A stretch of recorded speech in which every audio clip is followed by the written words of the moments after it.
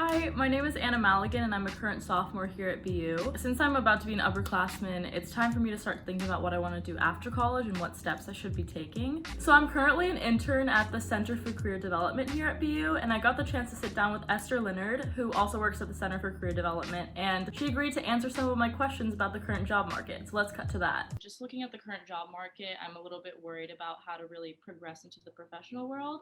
So I just wanted to ask you a few questions. Sure, sure. So, from your perspective, what does the job market really look like right now?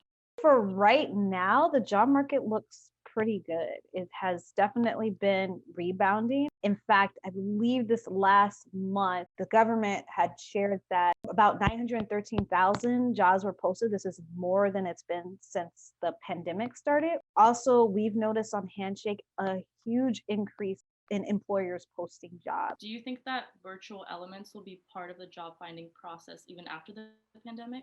Definitely. There has been an increase actually prior to the pandemic of virtual elements. The pandemic basically created an environment for these types of elements to really flourish. And I don't think they're going to go away. So, what do you think would be the best steps for a student to take in the current job market to apply for jobs? The number one way to get a job is through networking. So, really identifying people in the fields or companies or organizations that you're interested in. One of the first ways you can do that is through our alumni network, where you can go in and connect with other alumni and learn from them, conduct what's called informational interviews. I would say the other element is really creating an online presence for yourself. So making sure that you have an updated LinkedIn profile. What I'm seeing more and more is people having online portfolios. And when do you think is the best time to start building an online presence?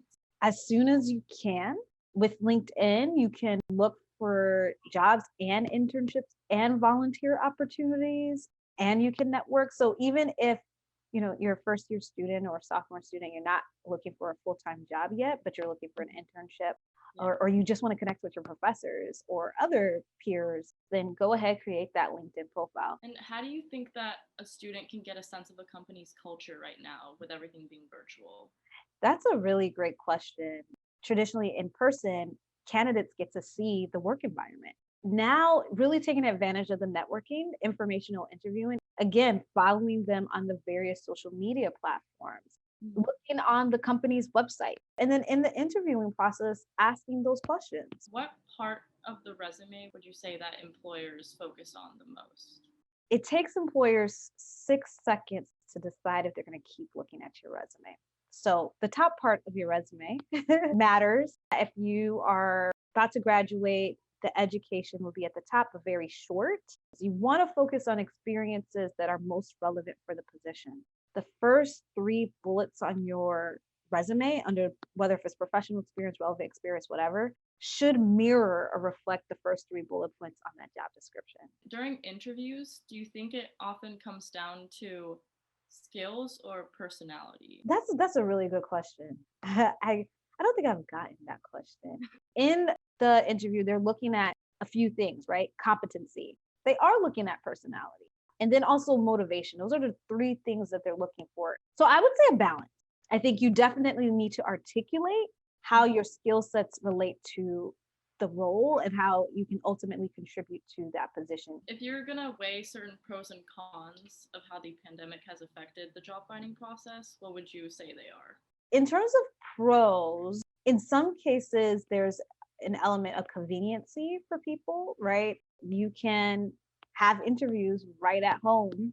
I think the pandemic sort of has challenged us to become more tech savvy, right? And really increase some of the skills that we probably wouldn't have had before. In terms of cons, particularly in the beginning of the pandemic, right, there was a loss of jobs, right? And so that made it hard, particularly for those who maybe graduated last May. Another con, it could be a pro con, sort of highlighted is still a lot of inequity in terms that a lot of these fast growing fields and even a lot of remote work are geared to those who are either highly skilled and highly educated. And you mentioned some of these before, but what would you see are the main resources that a student at BU could use during this process? Really take advantage of the student groups, right? Because You can start creating your resume before you even have an internship. What makes you a competitive candidate for that internship is the things that you did at BU.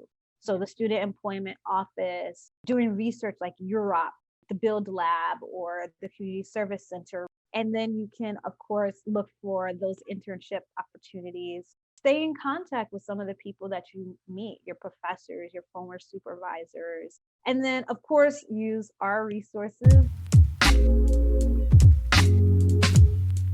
I would say my final piece of advice is ask for help when you need it, because you can't do this alone. Students tend to compare themselves with other students, like they feel behind. Remember, everyone's journey is different. I definitely agree, because sometimes it feels like if you ask for help, you're kind of failing a little bit. But when I've gone to the Career Center to ask them questions, it's just given me a completely new perspective and really helped me. I'm glad to hear that. Well, thank you so much for joining me. I definitely have a whole new perspective on the job finding process. Of course, you're welcome. Thank you for having me. I enjoyed having this conversation. So I hope that that helped you as much as it helped me. It's definitely a challenge trying to figure out what you're supposed to be doing after college. I think the best way to figure that out is definitely asking for help. So make sure that you look at all of those resources at the CCD that were mentioned, because they really helped me and I'm sure that they'll help you too. Bye!